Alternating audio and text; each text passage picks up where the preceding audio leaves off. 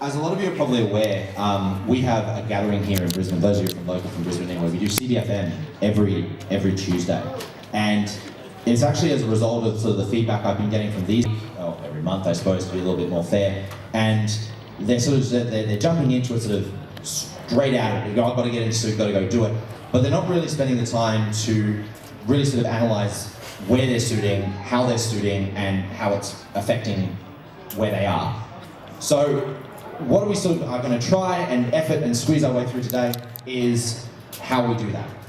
So first off, let's talk about what is the biggest mistake that a fursuiter can make. Anyone? It's not a trick question. I've already actually explained it. Huh? Okay, after that one, second biggest mistake. Where's your handler? Not having it's true. Not having a handler is I cry. Stop smiling at me, you're distracting.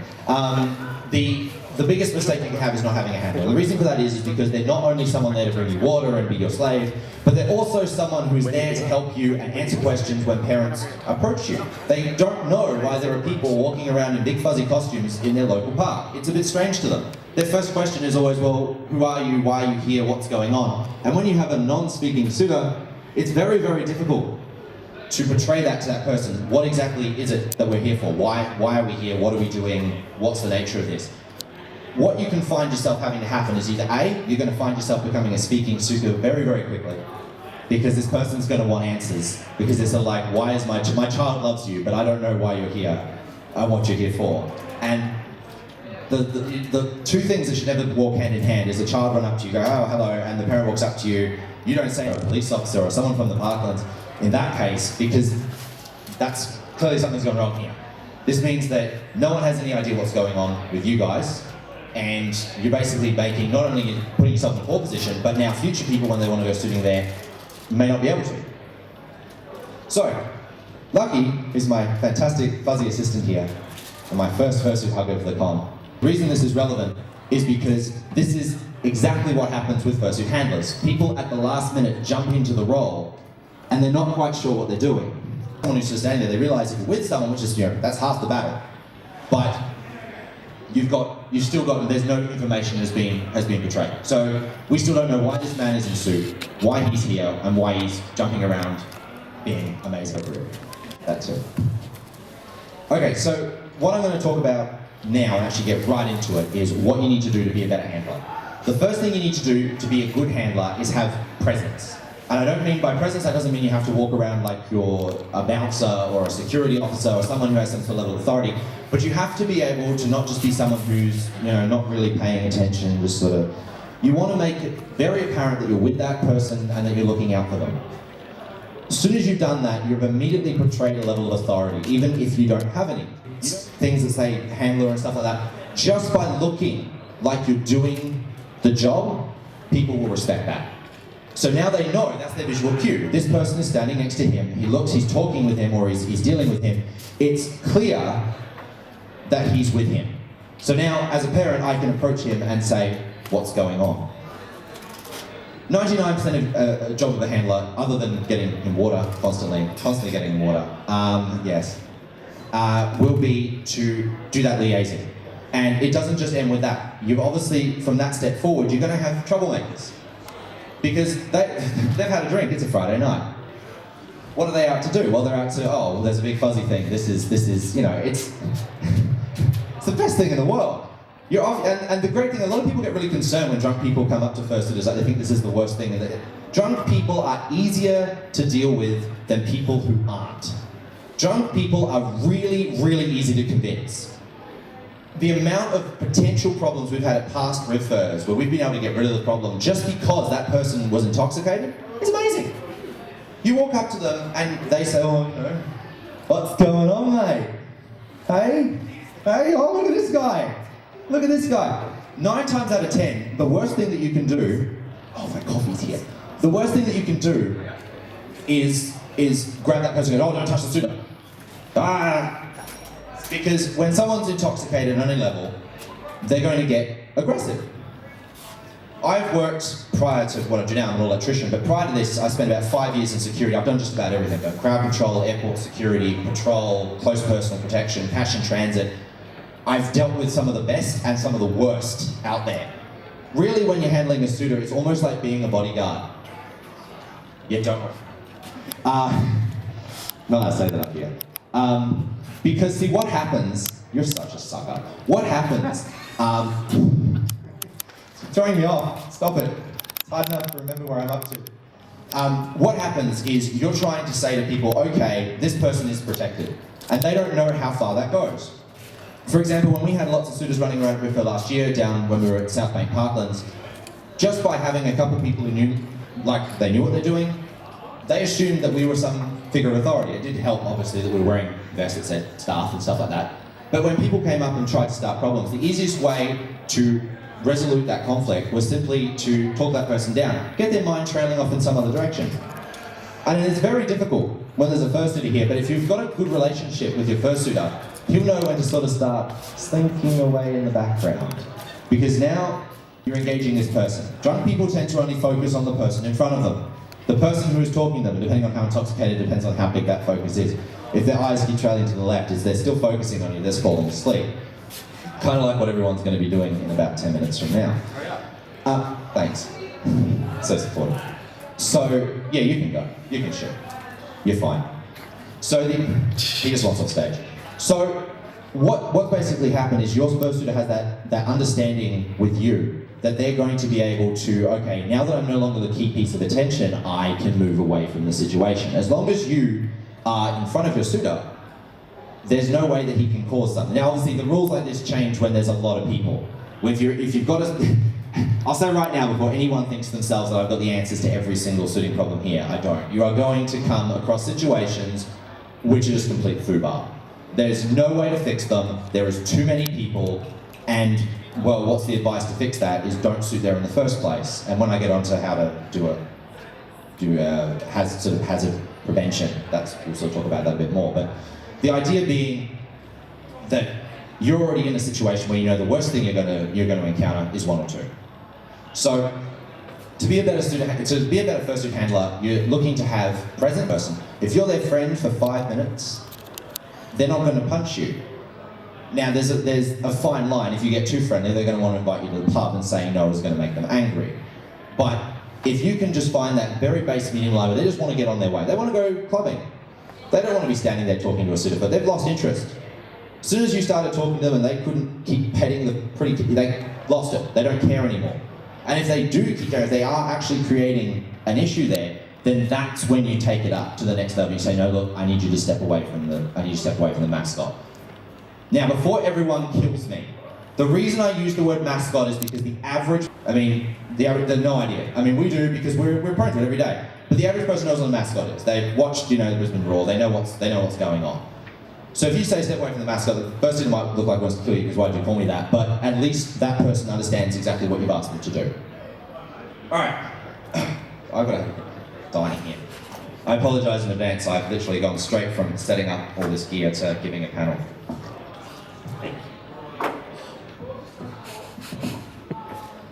Lovely sounds there, Jeff. Oh God, that's good. It's worse when I have the head mic on and everyone can hear me swearing. It's good. Okay. Running out of time. All right, so let's basically go through how do we avoid this to begin with? How do we avoid the need to have any form of conflict whatsoever? Simply by doing a risk assessment. And when I say risk assessment, people freak out because they go, oh, companies, oh, Jesus, I've got to fill out 20. A risk assessment is something as simple as just before you're going out to the site, or before you even get in a suit, even if you haven't thought about it, spur of the moment, just going, oh, how many people are in this location? Are there a majority of kids? Are there a majority of people who are intoxicated? Is it a night district? Is it a Friday? One of the biggest things we looked at in risk assessment with RivFur, which is one of the main reasons we're in the hotel this year, is because being in South Bank on a Friday night with this many people and this many suitors. Yeah, and there is a game on this weekend. It is not a safe time to be suiting that. And I've been trying to obviously do this for years, and it's been one of those situations that's not been possible up until recently. So the idea is that if you've been able to conduct that assessment, and it's just a 2-second, okay, well, there is a lot of kids here. kids are going to be more dangerous to you than what the average drunk person's going to be. Kids swarm. Drunk people, you can get them confused and turn them around. Kids you can't touch kids. There's big rules about touching kids. Shut up, not like that. In any way, putting your hand on a child, even on their head, can be considered a problem. You want to try and avoid that. So if there's an absolute massive swarm of kids, it's a good idea to A, observe where all the parents are, because if you're going to be suiting, you're going to want to be where the parents can jump in when they see little Timmy is ripping tufts of fur off of the fursuiter, that they can do something about that. Not because if you're in the middle of a playground and the parents are on the other side of the parklands having a barbecue, what are you going to do when little Timmy starts grabbing tufts of fur? Yeah, exactly. I mean, just okay, that's one solution. It is one solution, but you can, as a handler, I would advise you, years and years in security, don't touch the child. Bad idea. If you want to go down that road, enjoy. Because, I mean, sometimes parents won't care, they'll be like, okay, no worries, no, Timmy, no, don't touch the... But other times, all you got to do is grab that child a little bit too hard, leave a mark on their shoulder just because you push them out the way, or they fall down and start crying. That is well, it's not the worst thing, but it is one of the most horrible things that I think can happen when there's all these kids, and then the person near the suitor pushes a child down, and now the child is crying. It all spirals downhill from here. I mean, all they see is their child on the floor crying, and you standing there going, oh damn it. So conducting that risk assessment is your first step. And it's easy. And the thing about the risk assessment that you guys... Turn your phones off. The thing about conducting a risk assessment is not just a handler or a suitor that does it. It's a combined effort. Because a handler may not feel comfortable. Like, let's say Lucky is really comfortable sitting around kids. He's great with kids. He wants to... Well, he's not. But let's say he doesn't mind having tons of kids around him. It doesn't bother him in the slightest. But the fursuit handler isn't good with kids at all, in the slightest. If something gets out of control, there's nothing they feel comfortable with doing. How are they going to prevent it? How are they going to step in and do something? And this, I think we're up to the third biggest mistake a fursuiter can make, is not listening to their handler. Kid, who loves suiting, at every possible instance, he's a relatively new suitor in the scheme of things who's now hiding behind the trestle. He loves every second that he can get into suit, he does. But the biggest mistake he makes as a suitor is he doesn't know when to stop. When to stop suiting in the moment. Thank you, so encouraging. And as great as that is, and it's fantastic, he really brings this character to life, but because he ignores his handler, which is usually me, he ends up putting himself in situations that I can't handle. Let's say it's getting later.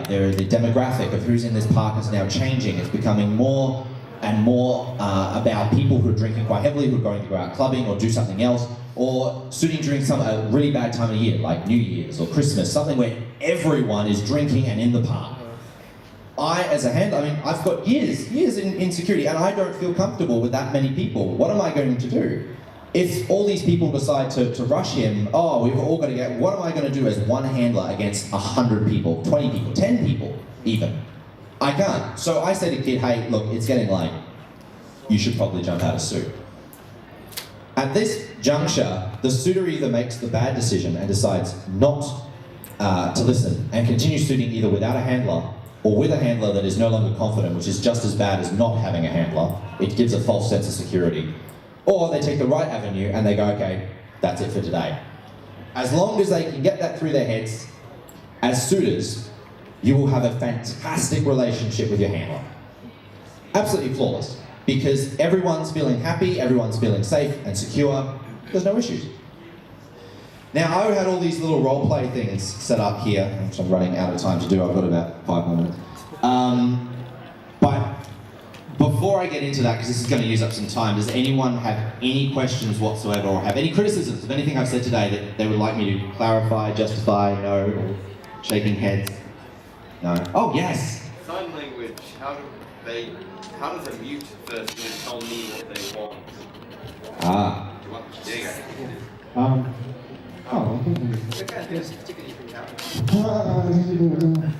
You know a little bit about that. Well, basically, what I do as a fursuiter with mouth that can't move, so I generally don't talk. I just approach my handler just casually. I just kind of whisper in their ear. So you're not going to break character to them. They don't really give a shit. So yeah, it's not a problem. They know who I am. They know it's not real.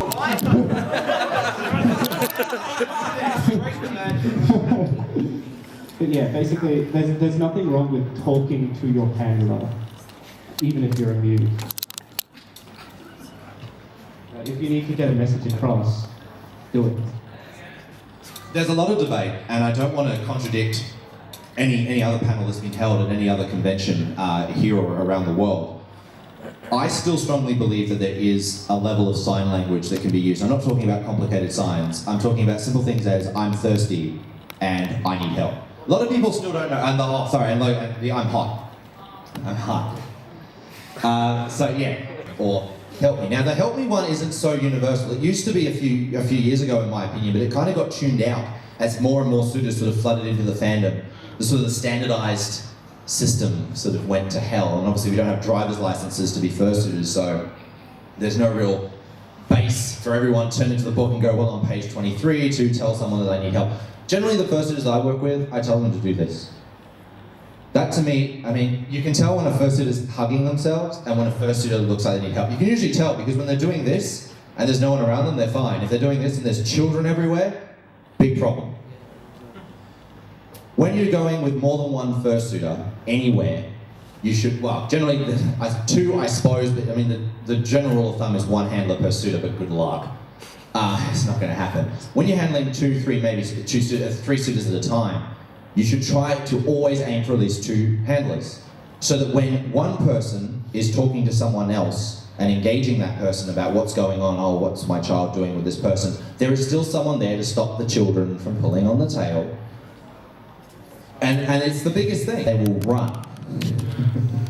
And if you're too busy talking to the parent, the poor fursuiter is already falling over back. You haven't seen he's behind you.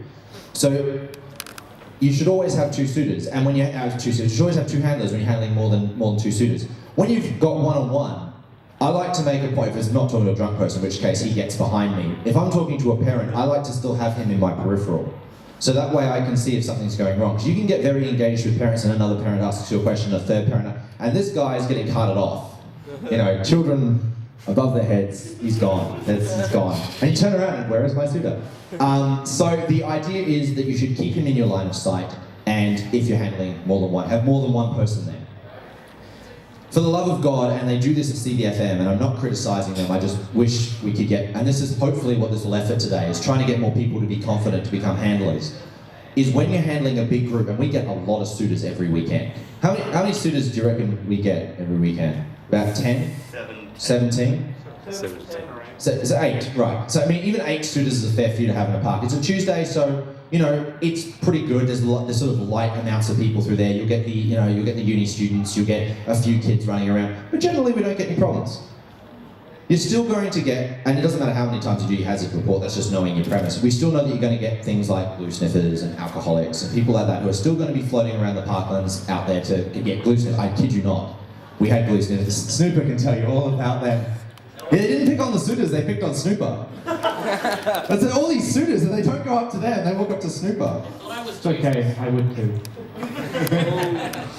But the way that I engaged here, and this is sort of my first part of roleplay for you, is what I did when Snooper had someone approach him is the same way that I handled the situation when I'm with a suitor. The first thing you have is someone who's starting a level of conflict. So they've got their opening line, which in his case was, what was he? It was Inspector Gadget. It was about your trench coat. Yeah. He thought he was Inspector Gadget. Something. Antagonist. Oh, really? Yeah. Where's Acid? Where is he? Come on. Be an antagonist. Come here. You look angry. It adds to the flavour. He can be angry. He's not really talking, but he's still angry at me. The first thing that I did is step away from Snooper. So I walked up, he was in pause, I had to step back. It was close, The objective in that situation, be nice. What's going on? He's like, oh, man, what's up with this guy's code? Inspector. So the first thing I started doing is sort of veering him away from the subject. So first thing I did is I sort of started getting down on his level, as far as I went, nah, you're too young for Inspector Gadget. Really? And I mean, these guys are off their heads, right? It's really easy to be friends with someone who's off their face. Very, very easy. And as soon as he went on to that, he goes on to his age. And then from his age, we can start moving on to other things, like, well, what are you doing tonight? Oh, you're not going clubbing, are you? Are you going out drinking? Or dancing? And this was the thing, we started veering away from the original subject. By the end of it, and I don't recommend you do this, but by the end of it, I basically gave this guy $2 bus fare so he could be on his way. But the idea was that I didn't get up in his face. I didn't go, hey mate, what the fuck do you think you're saying? This is MCon, by the way, I'm just letting you know, so what you're wanting. What do you think you're doing? Because what do you think's going to happen? He's going to get angry. There's two of them, one of me. I mean, they're little, but there's two of them and one of me. So it's either going to be a case of engaging a confrontation to the point where... Wow, I wish confrontations work like that. Oh, how life would be terrible. The idea being that we basically disarmed him by taking away what he was originally there to do. And this works the same with suitors. Change the subject line. Even if it's something as simple as, oh, we're on our way home, what have you been doing? Make up a story. These people aren't going to do a background check. Oh yeah, we just did this promotional thing up for, for VDS Technologies. Really great company. No, it's really good. No, we sell computers. I've already gone off task. Now maybe we'll go back and maybe he'll bring the conversation back a little bit. Oh, what does this represent? Oh, well, the mascots are things, so he does that. Man, look, we've got to get back to his guy's getting really hot in this suit, you can imagine. And they usually will level with you. Oh yeah, no, that's cool. They're usually looking to go and do their own thing. They're not too massively fussed if you veer away. As long as you're their friend, they'll usually disappear. You will get people who are, oh well, in your case, you won't. There will always be people who won't. You're going to have situations where you're going to have someone who is a complete asshole and they want a photo and they're going to do lewd things. This is where the balancing game comes in. Your fursuiter isn't going to want to be in a lewd photo on Facebook, but your fursuiter also isn't going to want to be in the ER. The amount of times that we have been able to, at least at RivFur, disarm people by letting them take their stupid lewd photo and they'll be on their way. It's like, oh, can I just get a photo, man? Come on, look at this guy. And the suitor doesn't want that, right? He doesn't want that floating around on Facebook, but you don't know who does what. Apparently he does. You don't want this floating around Facebook, but you have disarmed the situation. He's got his photo, he's happy. I'm run out of ideas. And he moves on his way. Again, as I explained before, you are going to have situations which aren't fixable. You're going to have people who are angry, and they aren't going to stop. The only preventative measure for that is to have more than one handler in dangerous situations and avoid handling in dangerous situations. Do your risk assessments. Don't have a fursuiter who stirs up people. That's actually a really good point, because if they walk up to random strangers who don't look like they want a par of it, it's not going to end well. I've got a story about that. I'm not going to go into that. Logan knows what I'm talking about. So the idea is that when we work as a team, and it's what it is me and him, we're a team. And we've conducted our risk assessment. We know what's going to happen. He listens to me as a handler. When I say that's enough, mate, I don't feel comfortable handling here anymore. He doesn't treat me as his slave. He says to me, yep, no worries, I understand, because I'm putting you outside of your comfort zone. That is like sitting in the passenger seat, pardon the automotive analogy here, but like driving faster and faster and faster, and your passenger is scared shitless. And you're 140, 150, 100, this is fucking great, mate! But what's happening? This person is getting scared out of their mind because they're not in control. And that's what you do to your handler. You put them in a really poor situation. So we're operating as a team. He listens to me, I listen to him, I get him his water, he keeps me safe, I keep him safe. Right. Questions, because I'm out of time. Yes? What about multiple handlers for one suit? Multiple handlers for one suit's a great idea. It's the best idea on the planet. You can have, if you had 4 handlers on one suit, it would be the best. You can wear suits, like business suits, and look like really official. But no, in all seriousness, the more handlers you have per suitor, the better. In the perfect world, every suitor would have to do that without someone there to help them, because usually you've got this huge head on and you can't see, and you need someone to lead you around. But the more handlers you have, the safer you are. I mean, there's obviously such thing as too many handlers. But essentially, I say one handler per suitor is enough, generally speaking. And if you need two handlers, if you feel the situation is such a degree where you will need two handlers, you probably shouldn't be suiting there unless you're actually being paid to, because, I mean, you're really putting yourself in a bad situation. I mean, why do you need two handlers? Oh, hang on, he's... What? One? No. Okay. Hey. Oh, you get that eventually. Sorry, don't worry about it. Thank you, sorry, Lucky's maybe. So yeah, so the more handlers that you have per group, per suitor, the better.